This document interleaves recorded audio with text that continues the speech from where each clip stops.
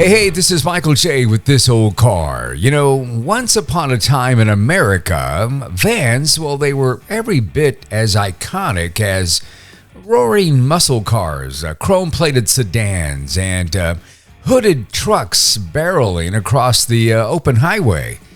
These rolling boxes of steel were woven into the fabric of everyday American life.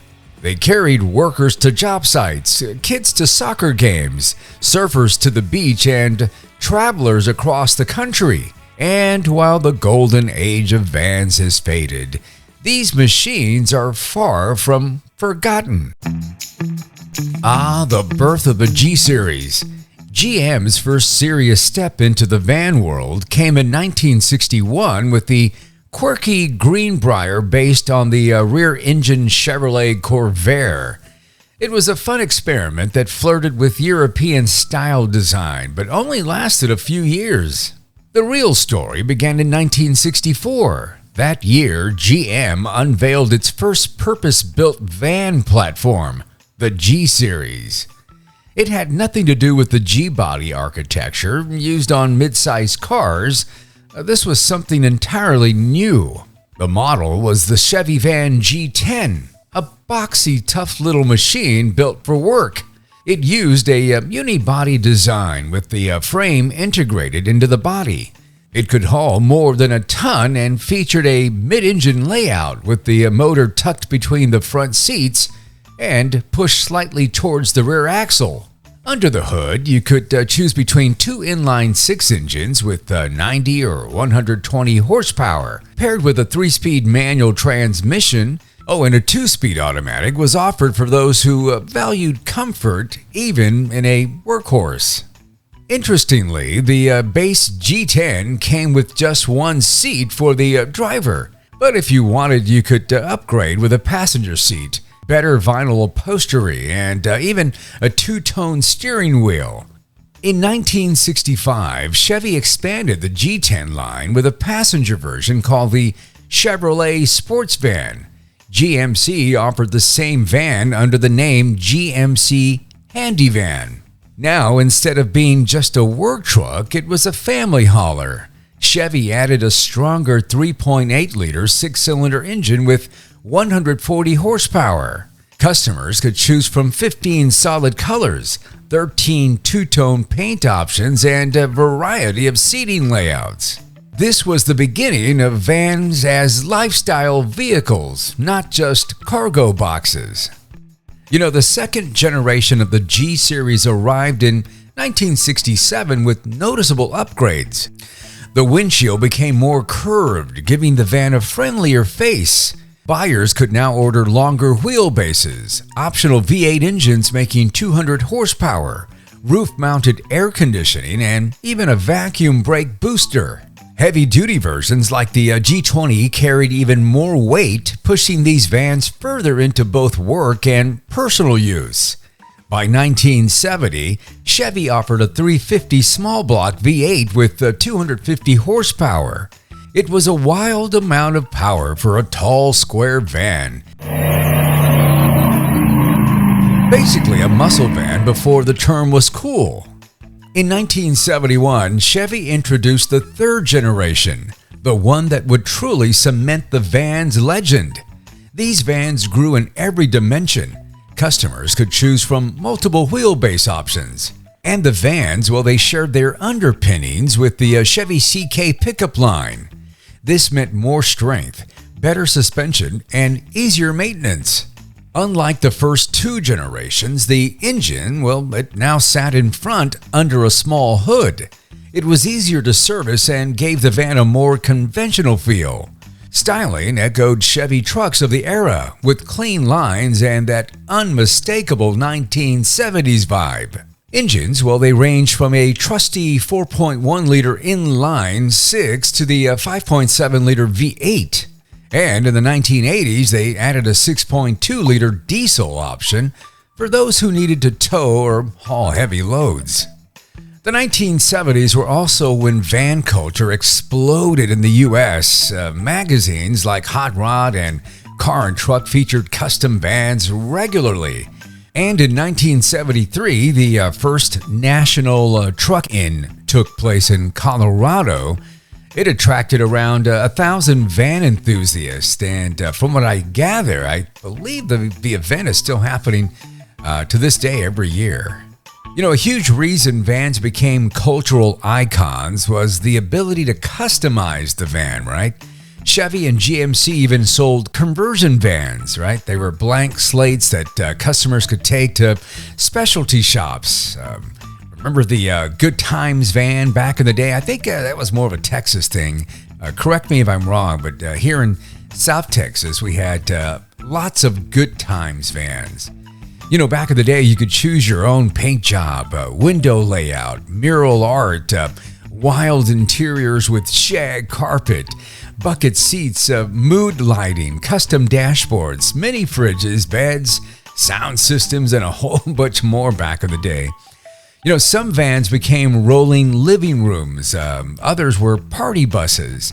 Many were turned into campers with raised roofs, pop-ups, and extra windows and hatches. Man, those were the days.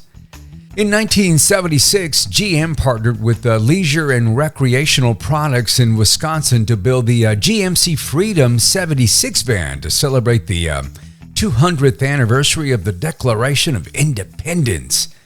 Only 500 were made, completed with the patriotic paint, side pipes, luxury interiors, a TV, cassette stereo, cruise control, air conditioning, and even a musical horn. Under the hood was a 350 small block with 175 horsepower. It was pure Americana on wheels. You know, the party, well, it got a little bit quieter in the 1980s when Chrysler Corporation introduced the Dodge Caravan and the Plymouth Voyager, the first true minivans. They were practical, front-wheel drive, and easy to park, and they caught America by storm. GM, well, they responded in 1985 with the Chevrolet Astro and GMC Safari. Unlike Chrysler minivans, the GM and Chevy vans, well, they used truck underpinnings for extra strength and were offered with either a 2.5-liter four-cylinder or a 4.3-liter V6. By 1990, all-wheel drive was an option, making these vans great for snowy states and rugged terrain.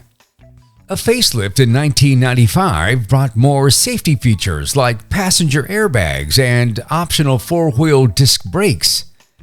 The Astro and Safari became favorites for families who wanted something tougher than a typical minivan, but smaller than a full-size van. Meanwhile, the full-size G-Series vans kept evolving quietly in the background.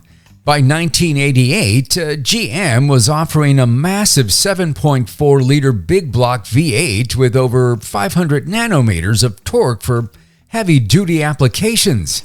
These vans could be configured for nearly any purpose, from refrigerated delivery trucks to mobile campers to rolling offices. By the mid-1990s, anti-lock brakes and driver airbags became standard as safety expectations grew. But after 25 years, the G-Series was ready for its next chapter. In 1996, GM finally replaced the aging G-Series with the Chevrolet Express and GMC Savana. These vans were designed for modern use with more interior space, better safety, and updated styling. The front wheels were moved forward, which made more room inside. Engine options were endless, from small diesels to the beastie 8.1-liter V8 introduced in 2001.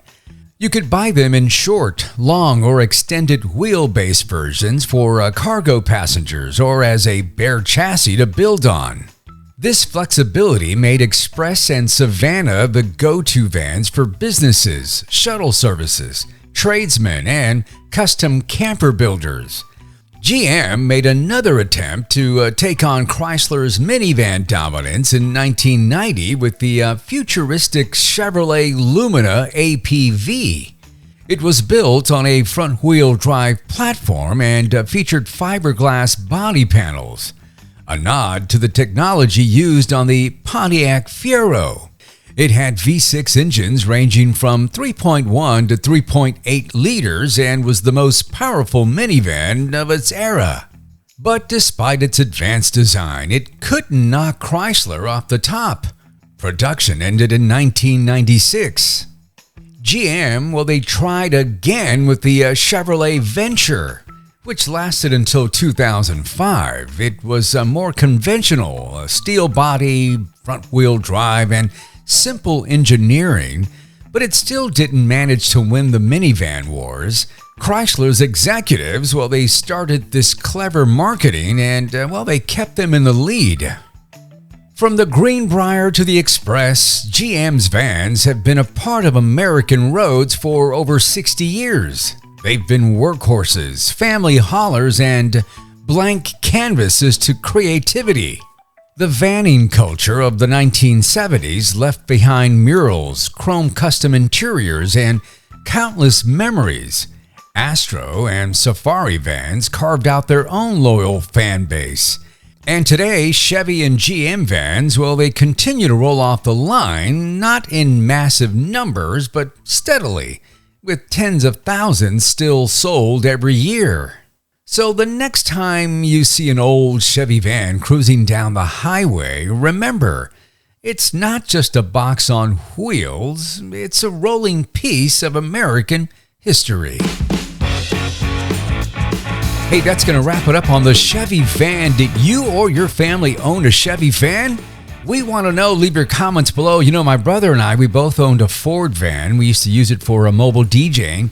And then I bought me a 95 G20 van. That was a gas guzzler, no AC, but I love the van though. Leave us your comments if you've owned a Chevy van or any van for that matter.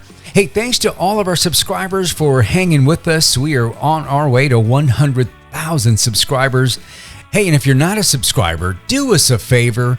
Like, subscribe, and hit the bell for any future notifications. Hey, check out our other awesome videos right here.